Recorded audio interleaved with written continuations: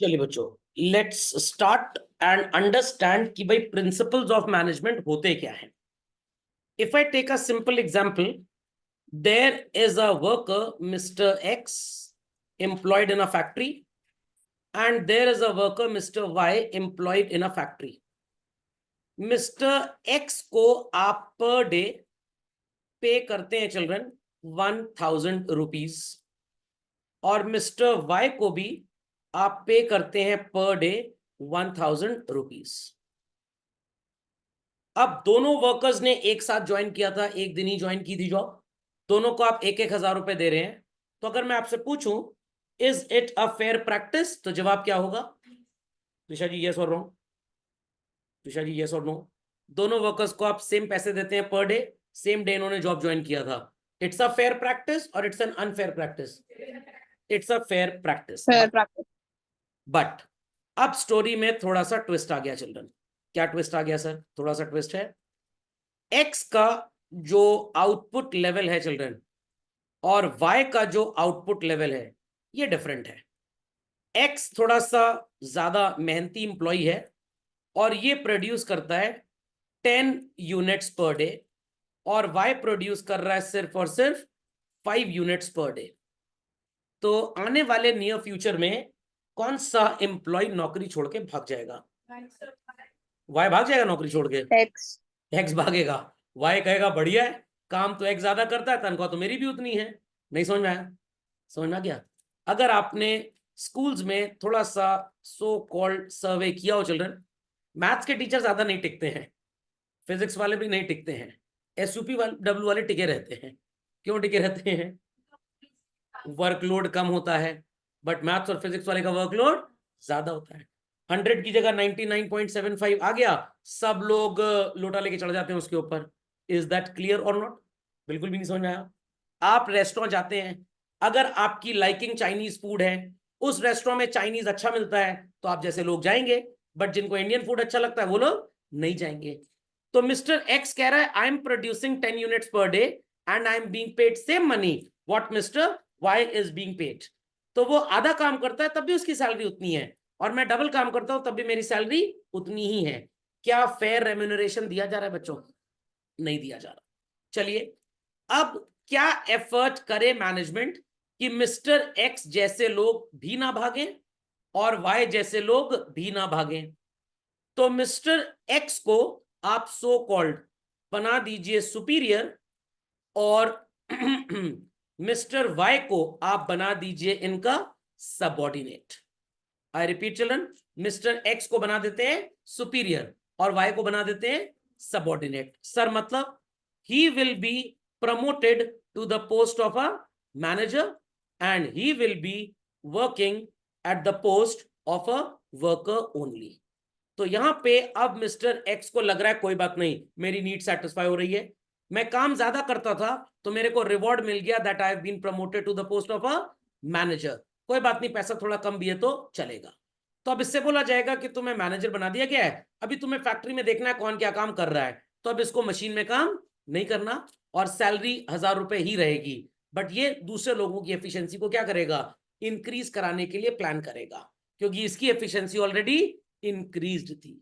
तो डॉक्टर त्रिहण बहुत अच्छे हार्ट सर्जन थे, तभी मेदांता वालों ने उनको हायर किया, और उनकी टेक्निक्स, उनका काम करने का स्टाइल, उनको कैसे पता लगता है किस पेशेंट के अंदर कितनी आर्टरीज ब्लॉक्ड हो सकती हैं, डायग्नोस करने की जो स्किल है वो उन्होंने लोगों को सिखाई।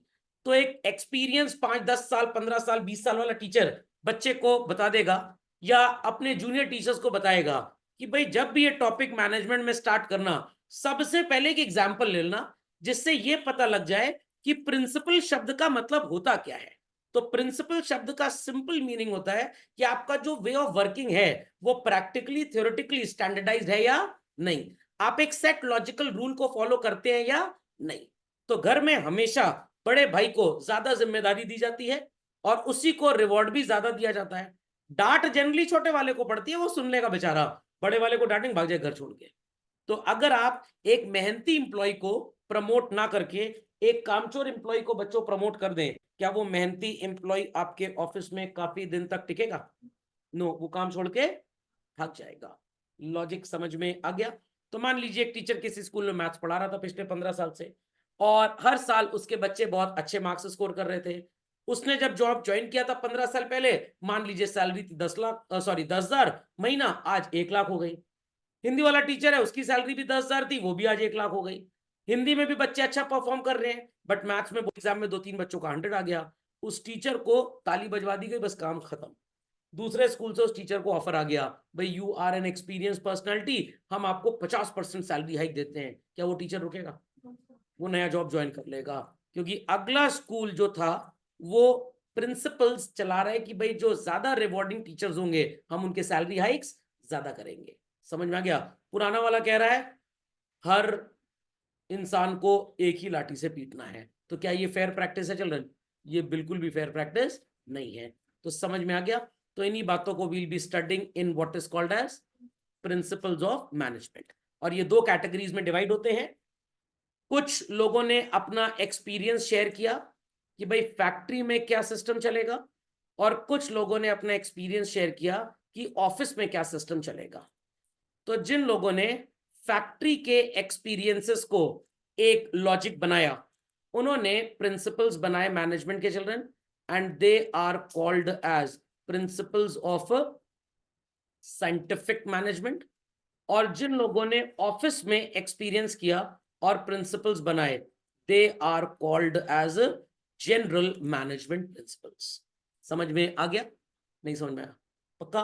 तो जनरल मैनेजमेंट प्रिंसिपल्स के लिए हम सो कॉल्ड फेल साहब को पढ़ेंगे, और साइंटिफिक मैनेजमेंट के लिए मोची को नहीं पढ़ेंगे, किसको पढ़ेंगे? टेलर को। और दोनों ही लोग साइंटिफिक बैकग्राउंड से आए थे, दोनों ही लोग इंजीनियरिंग बैकग्राउंड से आए थे, और कॉमर्स वालों के ऊपर रूल कर गए। सर ऐसा क्यों हुआ? क्योंकि बेचारे साइंस वाले ज्यादा पढ़ते हैं, उनकी पढ़ाई भी थोड़ी डिफिकल्ट होती है। कॉमर्स वालों की पढ़ाई भी डिफिकल्ट होती है, बट वो पढ़ना नहीं चाहते, उनको लगता है कि आसान था तभी कॉमर्स ले लिया। ऐसा कुछ नहीं है, 99 लाने के लिए सब डिफिकल्ट होता है। कितनी बातें सबको समझ में आ गई? तो इतना बच्चों झटपट नोट डाउन कर ले, कोई क्वेरी है तो प्लीज आ सकते। कॉपी कर लिया सबने भाई? Everybody, shall I proceed further? चलो। ये पीछे एक फोटो लगी है, मूर्ति टाइप ही लग रही है, JRD टाटा, जमशेदजी टाटा, टाटा के जो फाउंडर थे। और आगे जो माइक पे है वो कौन है बच्चों? रतन टाटा जी हैं। हेडक्वार्टर्स टाटा के लोकेटेड कहां पे चल रहे हैं? मुंबई में। 1868 में जमशेदजी नुसरवन जी टाटा जी ने इसको बनाया था, और ये अकेले नहीं थे बच्चों, इनके साथ थे मिस्टर साइरस मिस्त्री, अगर आपने नाम सुना हो। साइरस मिस्त्री के ग्रैंडफादर, शपोंजी पलौंजी नाम था उनका। जमशेदजी टाटा और साइरस मिस्त्री के जो ग्रैंडफादर थे, उन्होंने एक पार्टनरशिप बिजनेस ओपन किया, और उसका नाम क्या रखा? टाटा सन्स। ये पार्टनरशिप फर्म थी चिल्ड्रन, नाम क्या रखा? टाटा सन्स। प्रॉफिट जब हुआ तो इन्होंने लेटेस से सरिया बनाने की दुकान खोल दी, और प्रॉफिट जब हुआ तो इन्होंने ताज ग्रुप ऑफ होटल्स खोल दिए, और प्रॉफिट जब हुआ तो इन्होंने विस्तारा एयरलाइंस चला दी, और प्रॉफिट जब हुआ तो इन्होंने टाटा कंसल्टेंसी सर्विसेज खोल दिया, और प्रॉफिट जब हुआ तो इन्होंने टाटा लोकोमोटिव्स खोल दिया, और प्रॉफिट जब हुआ तो इन्होंने Tata so called automotive, that is passenger cars वगैरह वगैरह, बिजनेस एक्सपैंड करता रहा। तो ये सारी की सारी जॉइंट स्टॉक कंपनीज थी चिल्ड्रन, और इनका प्रॉफिट इस पार्टनरशिप फर्म को मिलता था। खोपड़े में बात गई कि नहीं गई? तो thereafter got converted into a joint stock company. Tatas की एक पॉलिसीज थी कि हम जब भी किसी को अपनी विरासत सौंपेंगे, हम ये चाहेंगे कि वो टोटली इंक्लाइंड टुवर्ड्स बिजनेस ही हो, पारिवारिक जिम्मेदारियां कम से कम। तो हमेशा ये बैचलर को प्रेफर करते थे।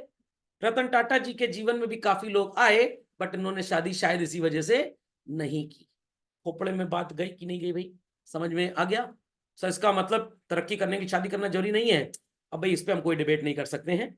पता लगा सबकी मम्मी लोग यहाँ चली आए और चप्पल ही चप्पल मारने लग जाए।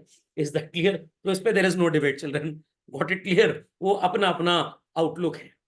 तो रतन टाटा जी ने जब 60 साल के हो गए और हुआ कि भाई अब इनको स्टेप डाउन करना पड़ेगा and somebody else would come, तो साइरस मिस्त्री के जो दादाजी थे, इनके पास लगभग, जो मेरा गूगल का नॉलेज बोलता है, 17% का स्टेक था, 17% का कंट्रीब्यूशन था टाटा सन्स में, और इंडिविजुअल कैपेसिटी में इससे ज्यादा कंट्रीब्यूशन किसी दूसरे का नहीं था। तो जब वोटिंग हुई, साइरस मिस्त्री voted for himself on 17% votes. तो इंडिविजुअल कैपेसिटी में इनसे बड़े वोटर कोई थे ही नहीं। तो साइरस मिस्त्री जी बन गए टाटा सन्स के हेड। बट जब ये बोर्ड ऑफ गवर्नर्स में आए, इनकी प्रैक्टिसेस बड़ी ऊल जलूल थी। ये बेसिकली रोड एक्सीडेंट में मर चुके थे। तो प्रैक्टिसेस इनकी कुछ ऐसी थी कि अगर टाटा के 10 बिजनेसेस हैं और उसमें से 3 लॉस में जा रहे हैं, better shut down these 3 businesses. सिर्फ प्रॉफिट वाला धंधा चलाएंगे, लॉस वाला नहीं चलाएंगे। रतन टाटा जी की क्या प्रैक्टिस थी?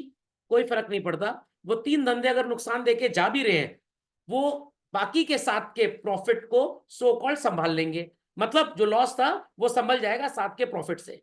अगर बिजनेस बंद कर दिया तो thousands and hundreds and lakhs of people would be turning unemployed.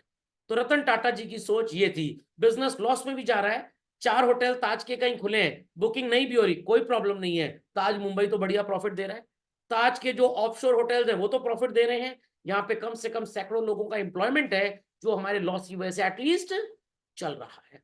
तो साइरस मिस्त्री को बोर्ड ऑफ गवर्नर्स ने कंट्रोल पैनल में जाए बगैर सेटिंग करके बाहर कर दिया। समझ में आ गया? इसलिए काफी लोग चिढ़ते थे इनसे, और वापस से अब इनके बोर्ड पे रतन टाटा जी हैं। चलिए, ये बात सबको समझ में आ गई बच्चों?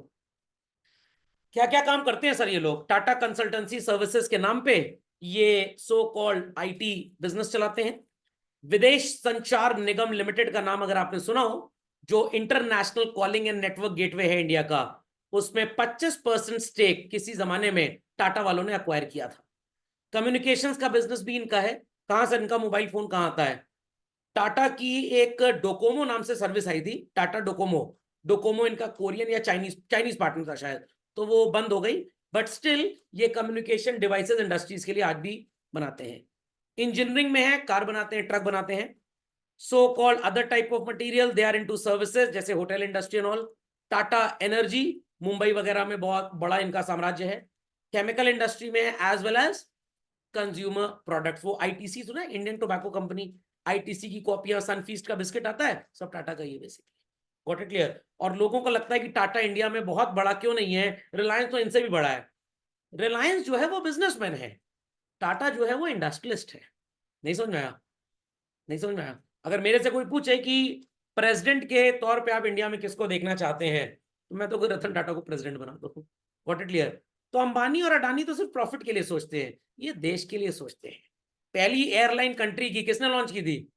टाटा ने। इंदिरा गांधी जी ने इनसे रिक्वेस्ट की थी कि भाई देश की औकात नहीं है कि अपनी एयरलाइन लॉन्च करे, तो आप इसको देश को समर्पित कर दीजिए। तो Air India was given to Indian government at that time, 80 की बात है चिल्ड्रन।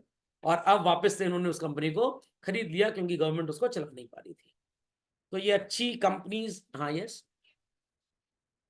टाटा केमिकल बड़ी जगह इन्होंने एक्सप्लोरेशन वगैरह किया हुआ है, ऑयल फील्ड्स बहुत है इनकी।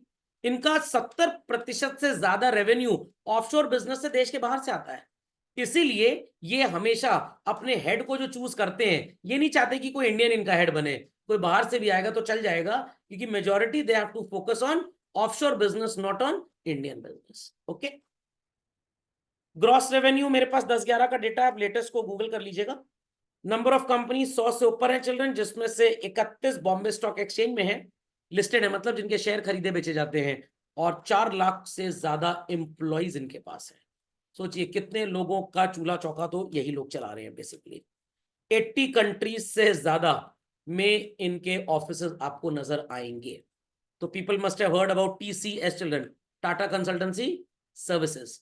तो इंडिया में अगर आप टीसीएस के एम्प्लॉय हैं और आपको अगर टीसीएस बोलता है कि भाई 3 साल के लिए आपको यूएस जाके काम करना पड़ेगा, तो आपको टीसीएस में रेजिग्नेशन देना होता है और आपको यूएस में ज्वाइन किसको करना पड़ता है? टीसीएस ग्लोबल को। ऐसा क्यों सर? क्योंकि अगर आप टीसीएस के एम्प्लॉय बन के वहां जाते हैं तो आपको हर साल जो टीसीएस से यूएस में सैलरी मिलेगी, यूएस में भी टैक्स देना पड़ेगा और इंडिया में भी टैक्स देना पड़ेगा, क्योंकि TCS is an Indian company. Earning is done in foreign country, क्योंकि आपने कमाया विदेश में पैसा है तो वहां की सरकार टैक्स लेगी, पैसा दिया यहां की वजह से गया है, इसलिए यहां पे भी टैक्स देना है। तो आप टीसीएस में रिजाइन करते हैं और ज्वाइन किसको करते हैं? टीसीएस ग्लोबल को ज्वाइन करते हैं। TCS global is not an Indian company, तो पैसा मिला भी बाहर और दिया भी बाहर वाली ने, तो ये फॉरेन इनकम होती है। कौन सी इनकम होती है? Foreign income. तो इनकम टैक्स लॉस के अकॉर्डिंगली कोई भी कमाई अगर इंडिया से जनरेट होती है, दुनिया के किसी भी कोने में मिले, वो इंडियन इनकम होती है। जनरेट कहीं से भी हो, हिंदुस्तानी आदमी को मिले हिंदुस्तान के अंदर, वो भी इंडियन इनकम होती है। बाहरी जनरेट और बाहरी मिल जाए तो वो इंडियन इनकम नहीं होती। तो टैक्स सेविंग पर्पसेस के लिए ये खेल किए जाते हैं। समझ में आ गई ये बात सबको? पीपल अंडरस्टूड टाटा का हालचाल क्या है चल रहा? पक्का? चलिए लिख लें लिख लें। सो बच्चों, इतने बड़े सेटअप का सिर्फ एक ही रीजन होता है, और ये लीडर किस किस चीजों में है ये भी आपको पता होगा। Top 10 steel makers in the world. Sir top most steel maker कौन है? लक्ष्मी निवास मित्तल जी। आर्सलर मित्तल कंपनी है। सेंट जेवियर्स कोलकाता के पड़े हुए हैं। 1991 में परिवार शिफ्ट हो गया यूरोप, इंग्लैंड चले गए, तो ये भी वहीं चले गए। और वर्ल्ड की सबसे बड़ी कंपनी आर्सलर मित्तल है स्टील की children. Top 5 commercial vehicle manufacturers in the world, India में तो ये टॉप पे हैं। ग्लोबल बेवरेजेस, सर कौन सा बेवरेज ये लोग बेचते हैं? कभी आप अगर बच्चों मैकडॉनल्ड्स गए हो तो वहां पे एक ड्रिंक मिलता है मिनट मेड के नाम से। इंडिया का पहला पल्प ऑरेंज जूस इन्होंने ही बनाया था, उसके अंदर रियल पल्प होता है। और अगर कभी आप एयरपोर्ट पे गए हो तो वहां पे आपको कॉफी मिलती है चिल्ड्रन, वो भी टाटा का ही ब्रांड है। कौन सी कॉफी नाम सुना है? स्टारबक्स तो बाद में है। कोस्टारिका का नाम सुना है चिल्ड्रन? उसमें भी टाटा का स्टेक है। स्टारबक्स तो बहुत जगह है। तो सबसे पहली कंपनी इंडिया में जिन्होंने एयरपोर्ट पे कॉफी वेंडिंग मशीन लगवाई अपनी, that was Tata basically. What it clear? और स्टारबक्स कॉफी भी इन्हीं की है। तो कभी कोई मेरे से पूछता है चलोगे स्टारबक्स कॉफी में, बक स्टारबक्स थोड़ा जाएंगे, इतना महंगा है, घर ही में बन जाएगी वैसी कॉफी, मिक्सर ग्राइंडर में चला लीजिए गुड़ गुड़ करके। समझना क्या? 10 रुपए की कॉफी 250 रुपए में बेचते हैं लोग, तो चोर है सर ये लोग। अरे चोर नहीं है भैया, बहुत ढेर सारे इंस्टीट्यूशन में बच्चों को फ्री में पढ़ाते हैं। आपने टिस का नाम सुना होगा या टिफर का नाम सुना होगा, Tata institute of fundamental research, Tata institute of social sciences. IIT से बढ़िया इंफ्रास्ट्रक्चर, बोल सकते हैं कि इन्वेस्टमेंट में नासा के बराबर, कैम्ब्रिज हार्वर्ड वॉटन के बराबर इंफ्रास्ट्रक्चर है। What is the fees? Practically free, practically free children. तो यहाँ पे इनटेक इज वेरी लेस। अभी मेरी एक स्टूडेंट है, वो ज्वाइन कर रही है Tata institute of so called social sciences. She is doing, course का नाम है पीएचडी इन, वो क्या बोलता है, clinical research, not PhD sorry, MA in clinical research. तो इन सब इंस्टीट्यूट्स में पढ़ाई के पैसे एकदम नेग्लिजिबल लगते हैं। अभी आप बीटेक करने चले जाएं, आईटी से मुंह फाड़ के 10 लाख रुपए मांग लेंगे। तो अगर बीटेक का 10 लाख है तो टिस्ट में पढ़ने का कम से कम 25 लाख होना चाहिए। What it clear? And practically free है, हजारों में लोग पढ़ाई कर लेते हैं। तो कहां से प्रोफेसर की सैलरी आती है? वो जो स्टारबक्स में 5 रुपए की कॉफी को 250 में बेचते हैं ना, वही 245 रुपए सैलरी के नाम पे जाता है। ओके, तो किसी भी ऑर्गेनाइजेशन को ऐसे बिना जाने समझे कुछ ना बोले आप। Then children, Tata chemicals, soda ash, सोडे के अंदर ऐश मिलाते हैं। सोडा ऐश क्या होती है पता है आपको? कोयला जब जलता है तो उससे राख निकलती है, उसकी प्रोसेसिंग करते हैं, और उस राख में कूड़ा करकट मिला के आजकल शहरों में पेवमेंट टाइल्स लग रही है चिल्ड्रन, वो उसी से बनती है बेसिकली। प्लस दूसरे भी काफी ये केमिकल्स का काम करते हैं। Tata communication, one of the world largest wholesale voice carrier. ये क्या होता है सर? सारे बिजनेसमैन जो होलसेल का काम करते हैं उनकी आवाज को उठा के चलते हैं। अगर आपने अपनी मौसी से यूएस टेलीफोन कॉल की तो उसकी तार बिछाने का काम कोई और कंपनी करेगी, समझ में आ गया? उस तार के मैन्युफैक्चरिंग का काम भी कोई और कंपनी करेगी, बट उसके नेटवर्क को मेंटेन करने का काम, कहीं तार कट गई अंडर सी वाटर, डाइवर्स को भेज के उसको जुड़वाना, सिस्टम पे मॉनिटरिंग करना कि बैंडविड्थ ठीक ठाक मिलती रहे, ये सारा काम कौन करता है? टाटा ही करता है। खोपड़े में बात गई कि नहीं गई? समझ में आ गया?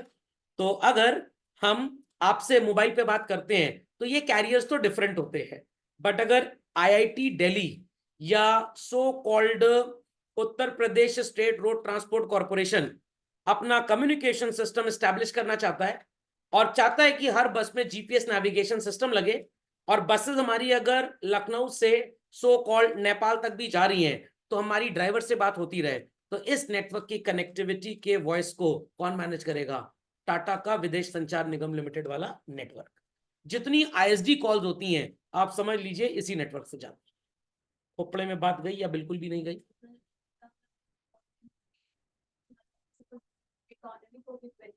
हाँ, इकोनॉमी को बेनिफिट मिलता है। अगर मान लीजिए कि मैं एक टीचर हूं, ठीक है, और मैं US के 5,000 बच्चों को पढ़ा रहा हूं, लॉजिक समझ में आ गया?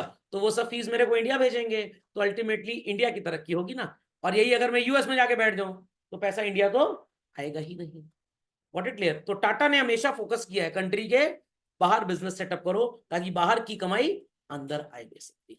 तो टाटा ने मान लीजिए चाइना में एक आउटलेट खोल लिया अपना, US में, हर कंट्री में है, हर जगह नेटवर्क मैनेज हो रहा है। प्रिंसिपली कंपनी कहां को बिलोंग करती है? इंडिया को। तो सारे टैक्सेस, एम्प्लॉयज की सैलरी, सब कुछ पे करने के बाद जो रेजिड्यू प्रॉफिट बचेगा कहां आएगा? इंडिया में ही आएगा। अंडरस्टूड? लिख दिया सबने बच्चों? चलो आगे।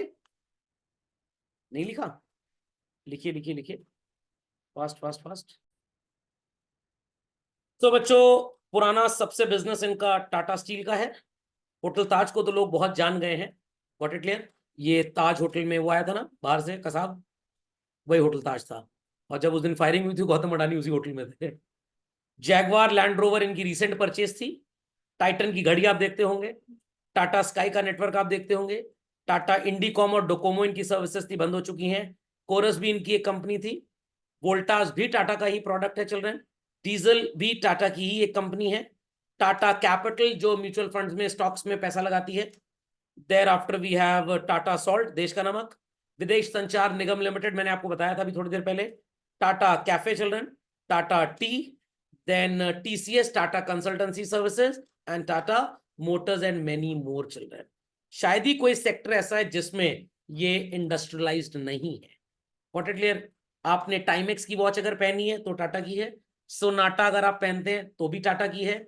जैसे Amazon एक एप्लीकेशन है शॉपिंग का, टाटा वालों का भी एक एप्लीकेशन है। पहले ये टाटा क्रोमा के नाम से चलता था, महाराष्ट्र में इनके स्टोर्स हुआ करते थे। अब इसका नाम चेंज होके कुछ हो गया, I am not getting it, अभी राष्ट्रीय इन्होंने चेंज किया है, PSU ऐसे ही कुछ नाम है इनका, सर्च करिएगा। Not Tata Croma has changed. वो सोनी लिव चैनल का जो डिजाइन नहीं है, कुछ वैसा ही डिजाइन इनका मिलता जुलता है बेसिकली। What it clear? तो उस ऐप के थ्रू आप शॉपिंग कर सकते हैं। एंड माइंडेड चिल्ड्रन, आपको Amazon से सस्ते प्राइसेस मिलते हैं इस पे। जो ऑफर्स आपको इस पे मिलेंगे वो Amazon पे भी नहीं मिल पाएंगे। Amazon में तो कितनी बार फेक सेलर्स भी आपको सामान भेज देते हैं, टाटा में ऐसा कुछ नहीं होता है।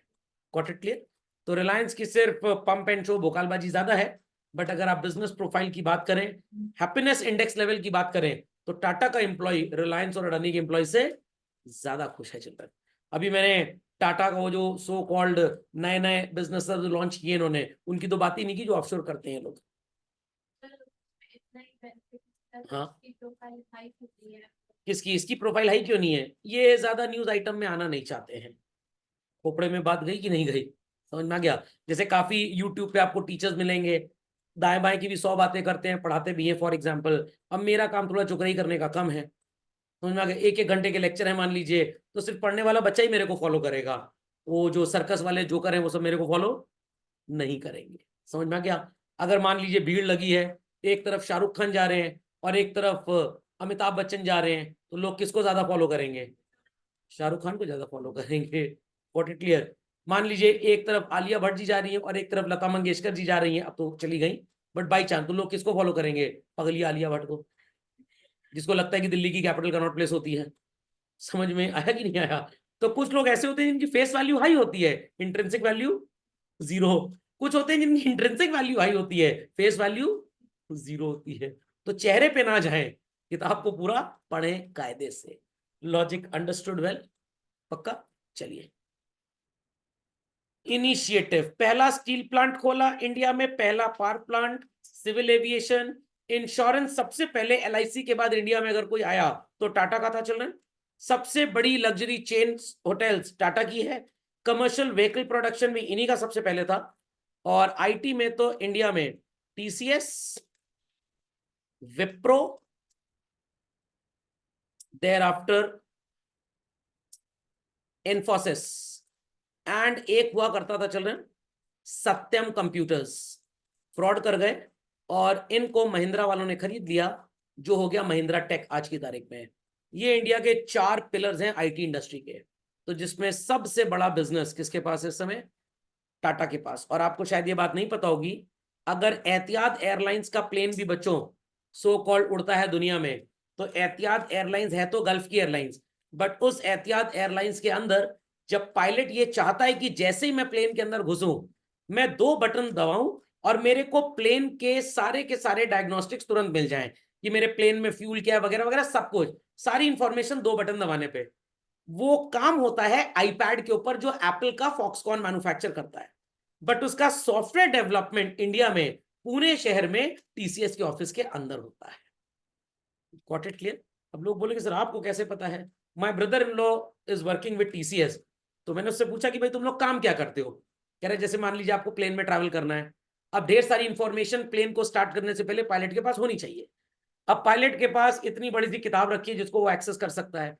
तो अब आप कार स्टार्ट करते हैं तो पहले चेक करते हैं ना फ्यूल कितना है, ब्रेक पैडल प्रेस करते हैं, गियर देखते हैं न्यूट्रल पे है कि नहीं है, थोड़ा सा हॉर्न वॉर्न बजा के देख लेते हैं।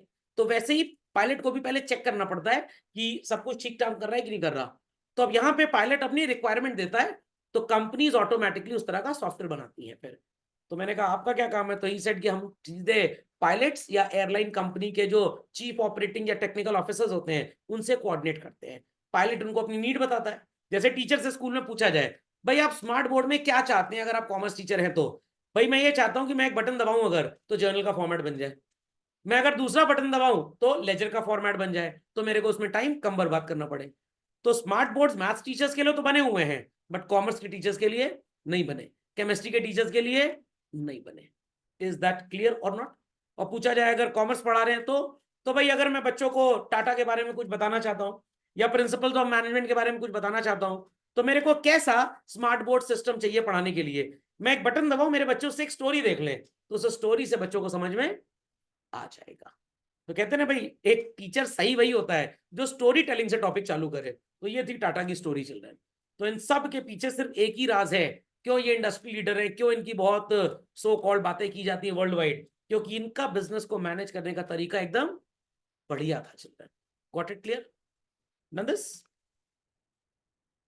सो सबसे पहली सस्ती कार इंडिया में जो इन्होंने लॉन्च की थी, जो किसी वजह से नहीं चल पाई, इट वाज टाटा नैनो। और 100% इंडियन स्पेयर पार्ट्स के साथ बनी हुई पहली कार इन्होंने मैन्युफैक्चर की, दैट इज इंडिका। बच्चे शायद मारुति का नाम जानते हैं, मारुति में मैक्सिमम 96% पार्ट्स इंडियनाइज्ड हैं चिल्ड्रन, 2 से 3% आज भी इंपोर्ट करने पड़ते हैं। But indica was the first car जो होली इंडियन थी चिल्ड्रन। अभी जब कसाब ने इंडिया पे अटैक किया था ताज में, तो पाकिस्तान से काफी लंबा चौड़ा ऑर्डर इनको मिला था for supplying a vehicle called as Tata Sumo children. इन्होंने पूरा ऑर्डर कैंसिल कर दिया कि हम दुश्मन देश को एक भी गाड़ी नहीं बेचेंगे। और अभी इनकी एक गाड़ी आती थी टाटा सफारी ओल्ड मॉडल, जो बाजार में आ रही है, it is a new model. और जो ओल्ड मॉडल है वो डिफेंस को सप्लाई हो रही है। पहले मारुति की जिप्सी सप्लाई होती थी, बट उसमें कुछ इंजन का प्रॉब्लम आ गया तो वो वापस चली गई। तो अब टाटा का प्रॉमिस है डिफेंस वालों से कि जो मॉडल आपको दे रहे हैं, जो आपके लिए बना रहे हैं, वो पब्लिक को नहीं बेचेंगे। Is that clear? क्योंकि नया मॉडल तो बाजार में भी है। अब अगर हम चाहते हैं कि हमारे को डिफेंस में जो गाड़ी मिल रही है उसमें कुछ स्पेसिफिक फीचर्स हो जो एक पर्टिकुलर टेरेन में काम करे, जहां पे हम आतंकवादियों को पकड़ सकें, उनकी व्हीकल से हमारी व्हीकल सुपीरियर हो, तो मार्केट में भी अगर वो आ जाएगी तो वो लोग भी सुपीरियर व्हीकल ले लेंगे। इसलिए तो वो मार्केट में मिल जाएगा ना। अच्छा न्यू में अपडेट हो सकता है? नहीं, तो दे वांटेड की पुरानी वाली ही ठीक है, और स्पेशली वो उस कलर में उनको दी जाती है, और टाटा उसके कोई एक्स्ट्रा पैसे नहीं लेता है उनसे। गॉट इट नंदस? ऐसा खैर डिफेंस में हर जगह है। whatsoever things are supplied to defense industry to be used by defense people for their official purposes, वो बाजार में नहीं आती। जब मारुति की जिप्सी थी तो पहले मार्केट में आती थी, बट जब से वो डिफेंस को सप्लाई होने लग गई तो मार्केट में उसकी सेल बंद कर दी कंपनी ने। सिक्योरिटी रीजन, सीक्रेसी रीजन भी आप बोल सकते हैं। नंजलन पुरानी के कुछ नया भी तो इन्वेंशन होता नहीं, नया इन्वेंशन हो सकता था, बट शायद डिफेंस वालों को डिजाइन पसंद आया हो। What it clear? हाँ भाई डन। नहीं नहीं नहीं नहीं नहीं नहीं नहीं नहीं, वो लेके सेकंड हैंड थोड़ा बेच दी है। वो डिजाइन वो डिजाइन ही हमने मैन्युफैक्चर करके फिर से डिफेंस को दिया। तो अभी टाटा सफारी दो तरह की आती है, जो ओल्ड मॉडल की मैन्युफैक्चरिंग हो रही है वो पूरी की पूरी डिफेंस में चली जाती है, वो बाजार में नहीं आती है। जो न्यू मॉडल है वो मार्केट में आती है। समझ गए इस बात को? चलिए, दिमाग खराब हो गया था एक बार फोर्ड वालों का, जब टाटा लॉस में जा रही थी पैसेंजर कार्स, तो उन्होंने फोर्ड वालों को बोला कि हमारी गाड़ी, हमारी फैक्ट्री, हमारा बिजनेस खरीद लो। तो ये गए थे विदेश बात करने उनसे, तो वहां नहीं, हेनरी फोर्ड से बात नहीं की। हेनरी फोर्ड तो मर गए थे कब के, हेनरी फोर्ड मर चुके थे भाई, अभी हाल ही की बात है, शायद 20 साल पहले या 15 साल पहले की बात हो। हेनरी फोर्ड तो कब के निपट गए, मैं उनकी 13वीं और 14वीं में भी गया था, वो बहुत पहले उनकी डेथ हो गई। तो रतन टाटा जी अपने डेलीगेट्स के साथ गए थे, तो फोर्ड वालों ने बोला कि जब बिजनेस करने की अकल नहीं है तो किसने बोला था पैसेंजर कार बनाओ, तुम ट्रक और बस में ही ठीक थे। इनको गुस्सा चढ़ के मेरे को फोन किए, मैंने कहा उल्टे पाव वापस लौटाइए, ऐसे दलिद्रों धंधा नहीं होगा। फिर उन्होंने ठान लिया, मैं एक दिन ये जैगवार लैंड रोवर खरीद लूंगा।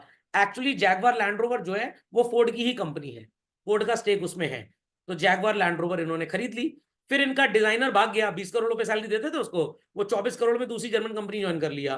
तो उन्होंने कहा जाओ, हम तो लैंड रोवर खरीद रहे हैं, जो उसके डिजाइन होंगे वही अपनी गाड़ियों में डाल देंगे। तो उन्होंने एल्ट्रॉस लॉन्च कर दी, टाटा सफारी का नया एडिशन लॉन्च कर दिया, और वो क्या कहते हैं, एक और कौन सी गाड़ी थी मेरे को नाम नहीं याद आ रहा। तो सारे के सारे जेएलआर के डिजाइन इन्होंने कॉपी कर दिए अपनी टाटा की गाड़ियों में। हाँ, वो टियागो, और टियागो गाड़ी का नाम क्यों रखा आपको पता है? नहीं पता? मेसी को जानते हैं आप? कौन है मेसी? सर मम्मी ने बनाई थी कल मिस्सी रोटी, फुटबॉल प्लेयर। मेसी के बेटे का नाम टियागो है एक्चुअली में, गॉट इट क्लियर? तो इसीलिए उस गाड़ी का नाम टियागो रखा गया, ताकि उस पर्टिकुलर देश में बहुत ज्यादा बिक जाए। This was the reason. Got it clear? Google करते रहिए, सब मिलेगा आपको, सब मिलेगा, मैं कुछ नया नहीं बता रहा हूं, मैं सिर्फ फल तोड़ के ले आया जो आपके खाने के लिए। ओके, तो ये होता है बिजनेस मैनेजमेंट, कि उस देश में गाड़ी बेचनी है, तो वहां उस फुटबॉल प्लेयर को लोग बहुत चाहते हैं, चलो उसी के बेटे के नाम पे रख दें। और जब टियागो गाड़ी का प्रोमो लॉन्च हुआ, उसमें मेसी को ही इन्होंने ब्रांड एम्बेसडर बना लिया। Got it clear? अभी जैसे अमिताभ बच्चन को एक रियल एस्टेट कंपनी ने ब्रांड एम्बेसडर बना लिया और बोला कि अयोध्या में आप थोड़ी मार्केटिंग कर दीजिए, तो वो रियल एस्टेट कंपनी वहां पे अपने विलास, फ्लैट्स और होटल्स वगैरह बना रही है, और अमिताभ बच्चन जी को ब्रांड एम्बेसडर रख दिया। अमिताभ बच्चन जी को भी गिफ्ट मिल जाएगा, और वो उसकी तारीफ कर देंगे तो लोग वहां जाएंगे और खरीदेंगे। Is that clear? जैसे कोई ऑथर मेरे को बोले सर हमारी बुक की तारीफ कर दीजिए, तो मैं आ गया ब्रांड एम्बेसडर के, ये बुक बहुत अच्छी है, बहुत अच्छे क्वेश्चन मिलेंगे, बिल्कुल खरीदने की जरूरत नहीं है, मैं जेरोक्स करा के आपको दे दूंगा। Is that clear? Face value. Principles of management बने किस पे चिल्ड्रन? तो जब पप्पू हलवाई ने देखा कि जो मेरा सीनियर शेफ है उसको अगर मैं 15,000 दे रहा हूं, और जो मेरे रेस्टोरेंट में टेबल साफ कर रहा है वेटर, उसको मैं 15,000 दे रहा हूं, तो जो सीनियर शेफ है वो थोड़ा सा दुखी भी लग रहा है, और उम्मीद लग रही है कि काम छोड़ के भाग जाएगा। तो हमको उससे बात करनी चाहिए। तो ऐसे एक्सपीरियंस जब हर इंडस्ट्री में होते हैं बच्चों, तो पता लगता है कि भाई इंसान सोचता है कि अगर मेरा आउटपुट ज्यादा है तो मेरी सैलरी ज्यादा हो, मेरे को थोड़ा सा अलग इज्जत मिले, और जो कम काम कर रहा है, जिसका काम लेस प्रोडक्टिव है, उसकी सैलरी कम होगी। तो एक school type of system of education में, यूनिवर्सिटी सिस्टम एजुकेशन में, हमेशा टीचर की सैलरी ज्यादा होगी और ऑफिस स्टाफ की सैलरी कम होगी। Reason is productivity, I repeat, reason is productivity. एक कॉर्पोरेट ऑफिस में बच्चों, जो लोग सेल्स का काम करते हैं उनकी सैलरी हमेशा ज्यादा होती है, और जो ऑपरेशंस में ऑफिस में बैठते हैं उनकी सैलरी कम होती है।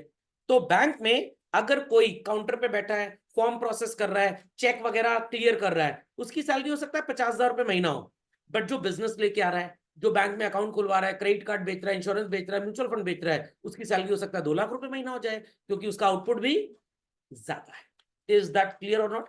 जो हलवाई की दुकान पे कड़ची में तेल में समोसे तल रहा है, उसका रिस्क ज्यादा है।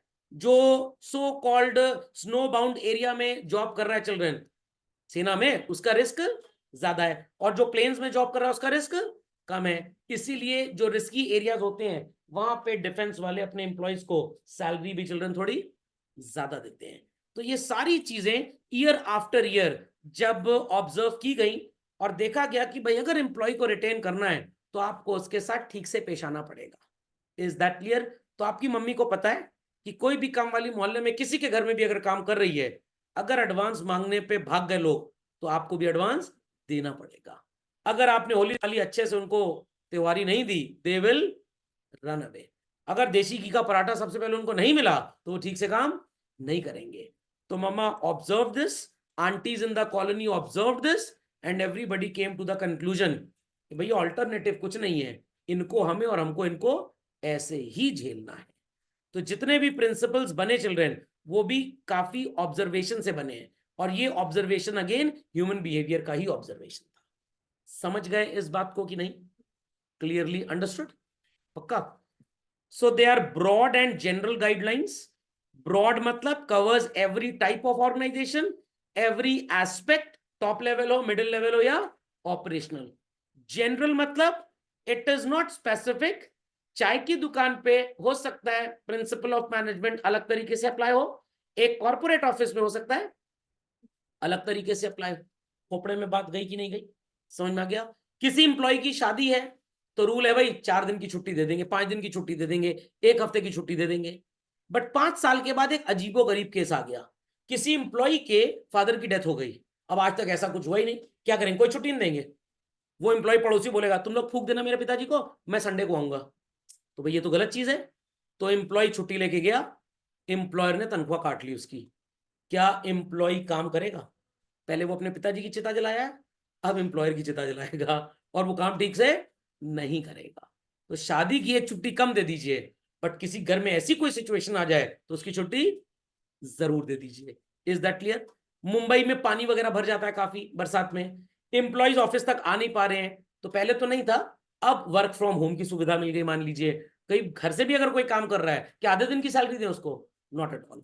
सो type of organisation to organisation children, these principles may be different. I repeat, these may be different. Is that understood? तो ये बने कैसे हैं ये क्लियर हो गया। हमने अलग अलग एम्प्लॉइज को अलग अलग तरीके से ट्रीट करके देखा, जहां पे परफॉर्मेंस बेस्ट मिला उसी को एक रूल बना दिया, and that rule when applicable universally becomes a principle. खोपड़े में बात गई कि नहीं गई? पक्का? तो अब जैसे मैं थोड़ा सा अकाउंटेंसी का रेफरेंस ले लेता हूं, सबने 11th क्लास में बिजनेस एंटिटी कॉन्सेप्ट पढ़ा था। वो रूल बनाया, और ये बोलता है वो रूल कि अगर बिजनेस के लिए कोई आपने कॉस्ट स्पेंड की है तो वो एक्सपेंस होगा, वो आपके रेवेन्यू में से कम करके प्रॉफिट निकाला जाएगा। बट अगर पर्सनल बेनिफिट के लिए कोई मनी स्पेंड किया तो हम उससे एक्सपेंस नहीं मानेंगे, क्योंकि अगर उससे एक्सपेंस मान के लेस कर दिया गया तो एक दिन हमारा प्रॉफिट जीरो। सारे पर्सनल खर्चे बिजनेस के खर्चे, इसीलिए ड्रॉइंग्स को अलग रखा और बिजनेस एक्सपेंस को अलग, और इससे ठीक ठाक प्रॉफिट भी आ रहे हैं बिजनेस के, ठीक ठाक टैक्स भी मिल रहा है गवर्नमेंट को, तो this becomes a principle titled as business entity. समझ में आ गया? तो हमारे एम्प्लॉयर्स ने देखा इंडिया में, वर्ल्ड वाइड में, कि जब जब फेस्टिविटीज होती हैं, अगर एम्प्लॉय को आप छुट्टी दे दें तो वो उसके बाद रिचार्ज होके आते हैं। इंडिया में क्रिश्चियन कम्युनिटी कम है, इसलिए क्रिसमस की छुट्टी 2-3 दिन की होती है। बट यूएस में, दूसरे वेस्टर्न कंट्रीज में क्रिश्चियन कम्युनिटी सबसे ज्यादा है। 15 दिन क्रिसमस में ऑफिस बंद रहता है। होली की छुट्टी मिलेगी, आधे घंटे की छुट्टी है, ज्यादा नहा के आ सकते हो ऑफिस।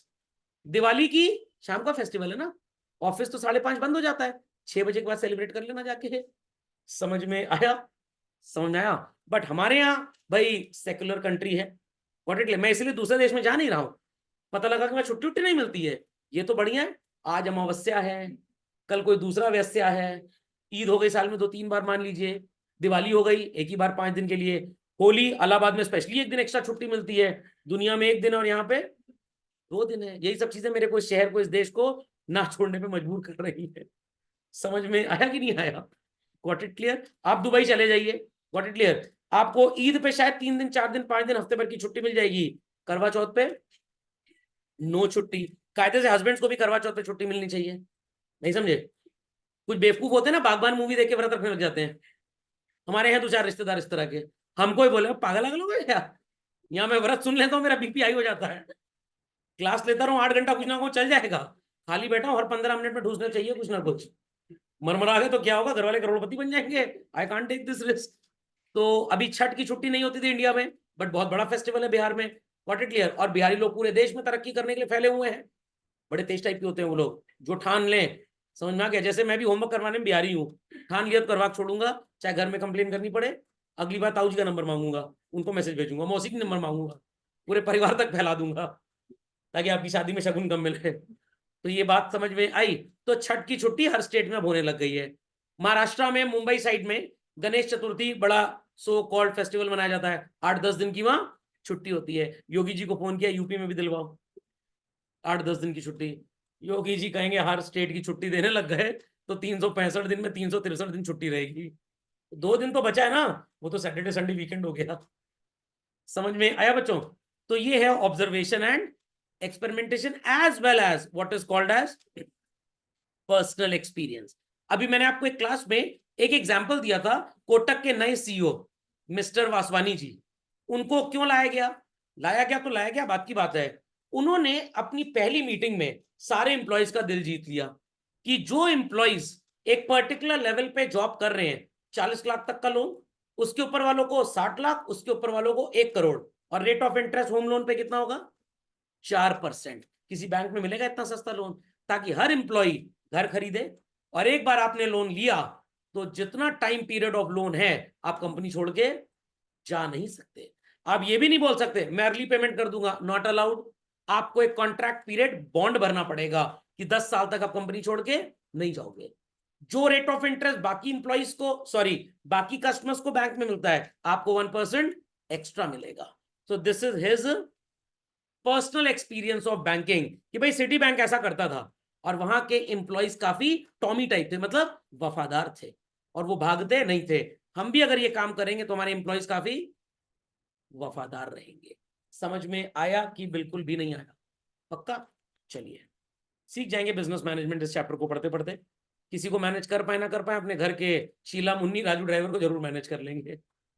चलिए, सो 2 लोग थे बच्चों, FW Taylor and Henri Fayol. देखने में खड़ूस कौन लग रहा है? मेरे को तो ये लग रहा था, ये थोड़ा स्मार्ट लग रहा है ना। समझ में आ गया? अभी इनकी असलियत बताता हूँ आपको मैं। चलिए, थे बहुत ढेर सारे लोग बच्चों, इनका पंप एंड शो थोड़ा ज्यादा था इसलिए किताबों में इनके नाम आ गए। आप जान सकते हैं कि पुनर्जन्म में मैं ही हूं आपके सामने यही। 20 मार्च 1856 में पैदा हुए और 21 मार्च 1915 को टाए टाए फिस। मैकेनिकल इंजीनियर थे children. Stevens Institute of Technology से इन्होंने बीटेक की डिग्री हासिल की थी। ये पहले 1874 में अप्रेंटिस मशीनिस्ट थे। पता है कौन होता है ये? नहीं पता? अगर आपने कभी भी रोड साइड कोई वर्कशॉप देखी हो, वहां पे जो मशीन चलाने वाला इंसान होता है उसको बोलते हैं मशीनिस्ट। क्या बोलते हैं? मशीनिस्ट। अप्रेंटिस, काम सीखने का पैसा मिलता है। आई रिपीट, काम सीखने का पैसा। आज के लेवल पे कंपेयर करें तो मैकडॉनल्ड्स में जितने लोग किचन में काम करते हैं, जितने लोग कॉफी बनाते हैं, वो यही होते हैं, बस समझ लीजिए। मतलब इंटर्नशिप जो वर्ड है वो यूज होता है जब आप कोई स्किल सीखते हैं और वो स्किल नॉन टेक्निकल होनी चाहिए। तो अगर आप सीए कर रहे हैं तो इट इज इंटर्नशिप। अगर आप एमबीबीएस कर रहे हैं तो इट इज इंटर्नशिप। बट अगर आप कहीं पे हथौड़ी पीटना सीख रहे हैं तो वो इंटर्नशिप नहीं होती है, वो अप्रेंटिसशिप होती है। आई रिपीट, वो क्या होती है? अप्रेंटिसशिप। थोड़ा और दलिदर लेवल का काम होता है।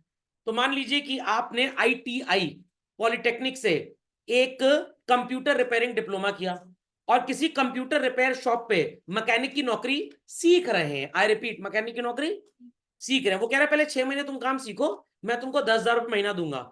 6 महीने बाद जब मैं तुमको देख लूंगा कि तुम काम सीख गए, तुम्हारी सैलरी 25,000 हो जाएगी। आपका दोस्त सीए कर रहा था, वो 2 साल किसी कंपनी में ट्रेनिंग कर रहा है। वाइल ट्रेनिंग ही और शी वाज पेड 25,000। सीए बन गया, सैलरी 1 लाख रुपए महीना। तो सीए में पढ़ते पढ़ते काम सीखना इज इंटर्नशिप। बट ये कंप्यूटर की दुकान पे पढ़ते पढ़ते काम सीखना इज अप्रेंटिसशिप। होती एक ही चीज है बट लेवल डिफरेंट होता है बेसिकली। समझ में आया कि नहीं आया?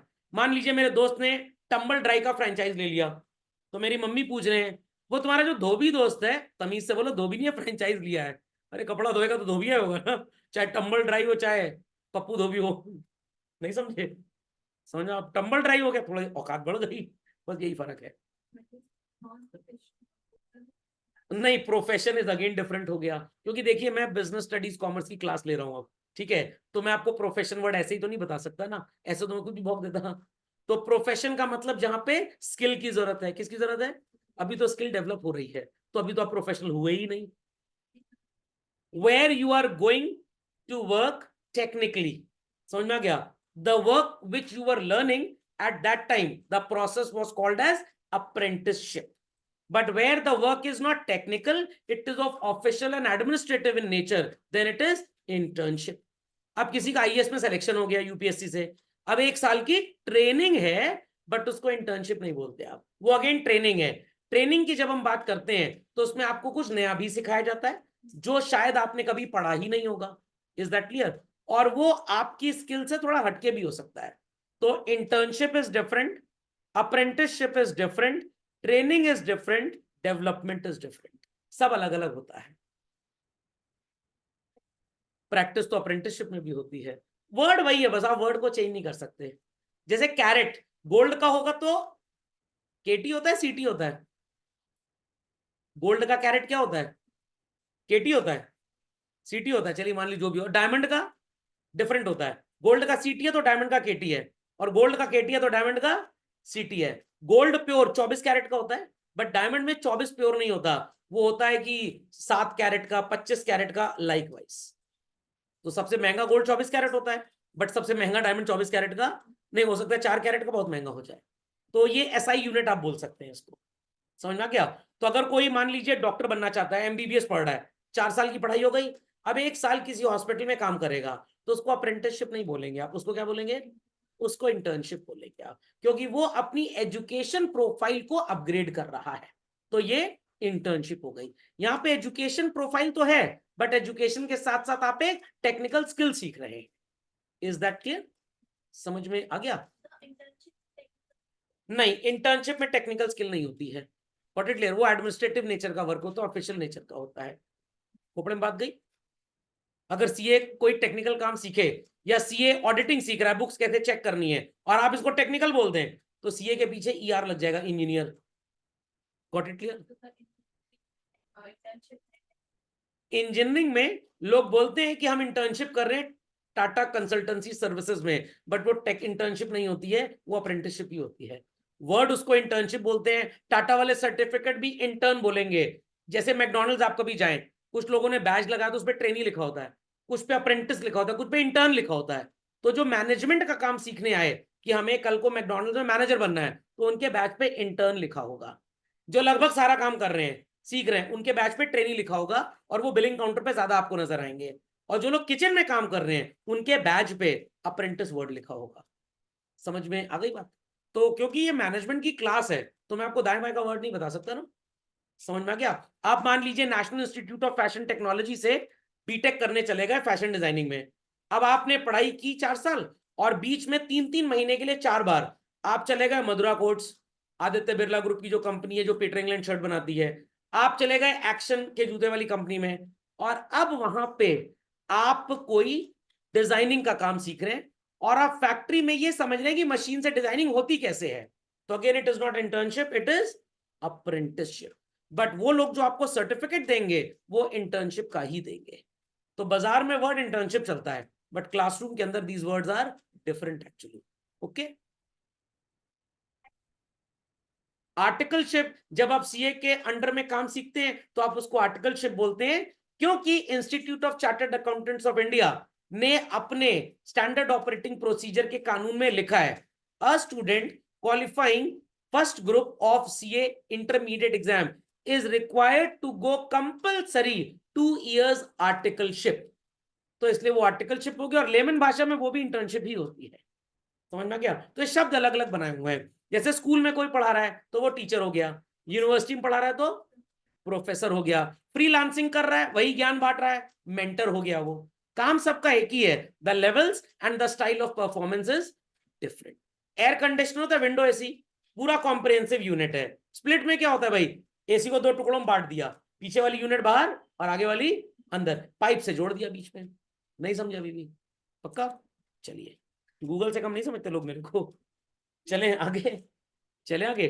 जैसे मान लीजिए कि मेरे को सो कॉल्ड किसी ने जॉब दे दिया, और हर महीने वो कह रहा है कि हम आपको 10,000 रुपए देंगे। आई सेड कैसे दोगे, इसका ब्रेकअप बताओ। आपकी जो बेसिक वेज होगी ये होगी 4,000 रुपए, इसके ऊपर आपको महंगाई भत्ता मिलेगा लेटेस्ट से 2,000 रुपए, इसके ऊपर आपको कार अलाउंस मिलेगा 3,000 रुपए, इसके ऊपर आपको सर्वेंट अलाउंस मिलेगा 1,000 रुपए, तो टोटल कितना बन गया मेरा 10। सर ये ऐसे अलग अलग क्यों किया गया है? टैक्सेशन के अकॉर्डिंगली चल रहे हैं। इस पे कोई छूट नहीं होगी, पूरा टैक्स देना है। इस पे छूट हो भी सकती है और नहीं भी। कार अलाउंस 3,000 मेरे को मिल रहा है और मेरा 2,800 हर महीने खर्च हो जा रहा है, तो मेरी कमाई 200 मानी जाएगी। मेरी 10,000 की इनकम में 2,800 रुपए रिड्यूस हो जाएगा। मैंने सर्वेंट हायर किया हुआ है, सेवाएं मेरे को मिल रही हैं, क्योंकि सर्वेंट की तनख्वाह इतनी कम है, वो आईटीआर फाइल नहीं करेगा, सरकार को टैक्स नहीं मिलेगा, तो उसका टैक्स भी मेरे को देना पड़ेगा। तो इसलिए इन चीजों को बोलते हैं अलाउंसेस। क्या बोलते हैं? अलाउंसेस। बट मैं सीनियर पोजीशन में काम कर रहा हूं, तो मेरे को सो कॉल्ड कुछ और पैसा भी मिल रहा है, जिसे बोलते हैं परक्विजिट्स। क्या बोलते हैं? Perquisites. That is a part of my 10,000 only, but again इसकी टैक्सेबिलिटी फर्क होती है। तो आपको बेसिक वेज पे टैक्स देना है, अलाउंसेस पे कुछ पे छूट मिलती और कुछ पे छूट नहीं मिलती। परक्विजिट्स में बच्चों ध्यान दीजिएगा, परक्विजिट्स पे अगर मैं किसी कंपनी का डायरेक्टर हूं तो मेरे को कोई छूट नहीं मिलेगी। अगर मैं किसी कंपनी में सब्सटैंशियल इंटरेस्ट रखता हूं, 20% से ज्यादा के शेयर्स मेरे पास हैं, तो मेरे को कोई छूट नहीं मिलेगी। अगर मेरे को साल भर में 50,000 रुपए से ज्यादा मिलता है, तो भी मेरी किसी भी परक्विजिट पे छूट नहीं मिलेगी। तो अलाउंस पे टैक्स लगता है टाइप ऑफ अलाउंस पे, परक्विजिट में टैक्स लगता है टाइप ऑफ एम्प्लॉय पे। किस तरह के नौकर के लिए परक्विजिट टैक्सेबल होगी और किस तरह के नौकर के लिए परक्विजिट टैक्सेबल नहीं होगी। तो पैसा तो एक ही आदमी को मिलेगा, देगी उसकी कंपनी, बट टैक्सेशन के कानून के तहत इनके नाम अलग हो गए हैं। तो जिसपे कोई छूट नहीं वो बेसिक वेज, जिसपे छूट हो भी सकती है और नहीं भी हो सकती वो अलाउंस, जिसपे एम्प्लॉय की हैसियत के हिसाब से छूट मिले वो परक्विजिट। तो है तो पूरा तनख्वाही, बट सबका नेचर टैक्सेबिलिटी के अकॉर्डिंगली गोज ऑन डिफरेंशिएटिंग। तो वैसे ही आर्टिकलशिप हो गया, समझ में आ गया, इंटर्नशिप हो गया, ये सब अलग अलग है। अब आप एक लॉ का कोर्स कर रहे हैं, 5 ईयर लॉ कोर्स, ठीक है, लास्ट ईयर में आपको 6 महीने की ट्रेनिंग करनी है, बट बीच में आपने अपने मन से ट्रेनिंग ज्वाइन कर ली, तो उसको आर्टिकलशिप नहीं बोलते, उसको हम सिंपली इंटर्नशिप बोलते हैं। तो आप ये भी बोल सकते हो, when it is designated you have to do this articleship, when it is not designated you are doing it on your free will, it is articleship. तो एमबीबीएस करने के बाद जो लोग 1 साल ट्रेनिंग करते हैं, अगेन वो आर्टिकलशिप नहीं होती है, वो इंटर्नशिप ही होती है। ओके, इसके बाद ये मिडविल स्टील कंपनी में एग्जीक्यूटिव बन गए, बेथलेम आयरन कंपनी ने ज्वाइन की, और सब कुछ पढ़ने के करने के बाद इनको समझ में आ गया सौरभ सर सही बोलते थे, अपना जीवन नरक कर लिए और क्या बन गए उसके बाद? प्रवचन देंगे, पैसा कमाएंगे, इसीलिए प्रोफेसर बोलते हैं इनको। टक स्कूल ऑफ बिजनेस में क्या बन गए? प्रोफेसर बन गए। तो काफी ऐसे लोग इंडिया में भी है बच्चों, जो बड़ी बड़ी कॉरपोरेट कंपनीज में जॉब्स करते हैं, IIMs, FMS new Delhi, ISB Hyderabad, इन लोगों को पकड़ते हैं, कहते हैं कि आपके पास इतना प्रैक्टिकल एक्सपोजर है, अगर आप हमारे बच्चों को कुछ पढ़ाएंगे तो उनको पता लगेगा बाजार में धंधा कैसे लेके आना है। इसीलिए अंबानी अडानी टाइप लोगों को स्पेशल गेस्ट लेक्चर्स के लाया जाता है। और जो लोग बड़ी कॉर्पोरेट पोजीशंस पे थे और अब वो रिटायर हो गए, 60-65 साल उम्र हो गई, तो अब उनको ये बड़े बड़े एमबीए इंस्टीट्यूट्स, टेक्नोलॉजिकल इंस्टीट्यूट्स, ऐसा दिन दूर नहीं कि सुंदर पिचाई साहब को हो सकता है किसी दिन आईटी बेंगलुरु वाले बुला लें अपने यहाँ कि हमारे बीटेक कंप्यूटर साइंस वालों को कुछ और ज्ञान दीजिए जरा। समझ में आई बात की नहीं आई? तो इनको प्रोफेसर बना लिया गया। क्या आते हैं दिन, हाँ, पैसों के अलावा तो प्रॉफिट। इतनी एज हो चुकी होती है और पैसा भी ठीक ठाक कमा लेते हैं कि अब पैसे की चाहत रह नहीं जाती है, अब सिर्फ ब्रांड की चाहत रह जाती है। Is that clear? पैसा तो बहुत कमा लेते हैं ये लोग, और बाकी कंपनीज में जब ये बहुत टॉप पोजीशन में जाते हैं तो ईसॉप्स, मतलब आपको शेयर वगैरह भी कंपनी फ्री में दे देती है, ताकि सेंस ऑफ सेल्फ बिलोंगिंगनेस आपको फील होने लग जाए। ओके, फिर इनको प्रेसिडेंट बना दिया गया American society of mechanical engineers का। क्यों? क्योंकि इनके पास एक बहुत रिच एक्सपीरियंस था। समझ में आ गई इनकी जन्म कुंडली पूरी? तभी देखिए चेहरे पे एटीट्यूड भी आ गया थोड़ा सा। Logic understood? Do it fast. चलिए Yes. चलते हैं आगे। तो इन्होंने बोला, और मैंने बताया था ना ये फैक्ट्री छाप आदमी था, management was unprofessional and should be studied as a discipline. बच्चा बड़ा हुआ 18 साल का, चलो दुकान पे बैठ जाओ, 4 साल दुकान पे बैठ गया, अब तुम कल से फैक्ट्री देखना, और एम्प्लॉय से बात करने की एक ढेले की भी तमीज नहीं है। दादाजी का अरबों खरबों का बनाया हुआ बिजनेस हो गया पूरा चौपट। नहीं समझे? समझ में आ गया? Workers should cooperate with the management. जितनी जरूरत नौकर को नौकरी की है उतनी ही जरूरत मालिक को भी उस नौकर की है। Is that clear? तो ना मालिक अपने आप को बहुत ऊपर समझ ले, मेरी बदौलत तुम यहां हो। नौकर कहेगा बदौलत तो सिर्फ मैं अपने माँ बाप की यहां हूं। How much I need you, that much you need me, that's it. ना विश्वास हो तो चलो इंश्योरेंस कंपनी चलते हैं। मेरी तनख्वाह अगर 10,000 की है तो तुम मेरा 10,000 का इंश्योरेंस करा पाओगे बस। और अगर मैं तुम्हें 15,000 का आउटपुट देता हूं तो मेरी नजरों में तुम्हारी औकात सिर्फ 15,000 की है, क्योंकि तुम मेरे लिए उससे ऊपर बेकार हो। खोपड़े में बात गई कि नहीं गई? पक्का। एक चार्ट वाला होता है, वो टिकिया के काउंटर पे खुद खड़ा होता है, बाकी दाएं बाएं थोड़ा ऊपर नीचे भी हो जाए तो चल जाएगा। तो वो अगर एम्प्लॉय से थोड़ी सी गलती हो गई, क्या हॉकी स्टिक रखा रहे या करंट की तार छुआ दे उसको? एक दो बार समझाए, ज्यादातर समझाने में पता लग गया कि ये डॉग्स ट्विस्टेड टेल है, जितने साल नली के अंदर रहेगा सीधा रहेगा और फिर टेढ़ा हो जाएगा, तो अब ये काम करने लायक है नहीं, तब उसको निकाल देगा। Partnership between a trained and a qualified management and a cooperative and innovative workforce. तो 3 बेसिस पे हमारे FW टेलर साहब ने बच्चों अपनी जो भी एक्सपीरियंसेस जीवन में लिए उनके बेसिस पे इसको फॉर्म कर दिया। खोपड़े में बात गई कि नहीं गई? तो हमेशा याद रखिएगा, FW टेलर कोई देवता और भगवान नहीं थे, बट इन्होंने जो सोचा और दुनिया के सामने ही उन चीजों को सबसे पहले लाए, या लाए तो और लोग भी होंगे बट रिकॉग्नाइज सिर्फ इन्हीं को किया गया। तो इसीलिए यही सब कुछ है, बाकी सब चीनी कम है। Quickly do it. Right. ये समझ में आ गया हमारे टेलर भाई की क्या सोच थी? तो टेलर भाई कहते थे कि भाई मैनेजमेंट को एक प्रोफेशन की तरह पढ़ा जाए, ये ना समझाया कि हर धंधा चाय की दुकान होता है। बड़े बिजनेस को चलाने के लिए सोच भी बड़ी चाहिए। Got it clear? और जब तक कोऑपरेशन नहीं होगा एम्प्लॉयर का एम्प्लॉय के साथ, तब तक बिजनेस अच्छा चल ही नहीं पाएगा, क्योंकि वो एम्प्लॉय आपको नया आइडिया कभी देगा ही नहीं। And we should have a trained management, नया नवेला मैनेजमेंट नहीं होना चाहिए, और हमारा वर्कर काफी इनोवेटिव होना चाहिए। तो जब शहर में कोई नया स्कूल खुलता है वो किसी भी XYZ को भर्ती कर लेते हैं, बट जब स्कूल 15, 20, 25 साल पुराना हो जाता है, स्कूल भी चाहता है कि हमें टीचर वो मिले जो बहुत experienced. Is that understood well? चलिए, so let's continue further children. So this process is called as children what? Scientific management. तो अभी अभी मैंने आपसे पूछा था X और Y दोनों का जॉब एक ही दिन का था, क्या दोनों को सेम सैलरी दें वेर X का आउटपुट ज्यादा था Y का कम था? नो, है तो दोनों ही अच्छे, दोनों को आप नहीं निकाल सकते, तो X को प्रमोशन दे दीजिए और Y को सैलरी सेम दे दीजिए। आपने अनिल कपूर जी की एक मूवी देखी होगी नायक, उसमें एक डायलॉग था कि हर मिनिस्ट्री में 2 नेता होने चाहिए, एक बूढ़ा नेता जिसका एक्सपीरियंस काम आएगा, और एक यंग डायनेमिक जो सही चीजों को जल्दी से एनैक्ट या चैनलाइज कर देगा। नहीं समझे बात को? पक्का? तो जैसे घर है आपका, बॉयज का परवरिश नर्चरिंग कैसे होती है? पिताजी होते हैं डांटने वाले एलिमेंट, मम्मी उसको पुचकारने वाली। उल्टा करते हैं, लड़कियों की परवरिश कैसे होती है? पिताजी होते हैं बर्बाद करने वाले, मैं भी उसमें से एक पिता हूं। Got it clear? अरे कोई बात नहीं, बेटी है, समझ में आ गया? और मम्मी, मैं तेरे को सीधा करती हूँ, रुक जा जरा, चुटिया पकड़ के नचा दूंगी ऐसे कृष्ण जी जैसे नचाया था। तो लड़कियों के लिए मम्मी डॉन है, पापा न्यू बॉर्न है। लड़कों के लिए पापा डॉन है, मम्मी न्यू बॉर्न है। समझ में आया कि नहीं आया? तो लड़कियों को पापा लोग से कम डांट पड़ती होगी, बराबर पड़ती है? बाप रे बाप, मतलब दो दो लाइव वायर प्लग में घुसा हुआ है, न्यूट्रल और अर्थिंग है ये नहीं। अर्थिंग कौन होता है घर में? दादा दादी, वो भी नहीं है, ये लो, फिर तो हेलमेट भी नहीं है। तो दादा दादी हेलमेट, अरे बहू क्यों डांट रही हो? बहू कह रही है आपके ऊपर तकिया लगाऊंगी रात में, समझ में आएगा जो बच्चों को बर्बाद किया पड़ा आपने। खैर, समझ में आ गया? तो टेलर भाई बड़े अप्रोचेबल थे और यही बोलते थे कि ट्रेडिशनल अप्रोच को काट के क्या अप्लाई करें? न्यूअर। तो मान लीजिए मैं और आप एक ही साथ एम्प्लॉयमेंट में गए, अब प्रमोशन की बात आई तो भाई मैनेजिंग डायरेक्टर तो एक बनेगा, किसको प्रमोट किया जाए?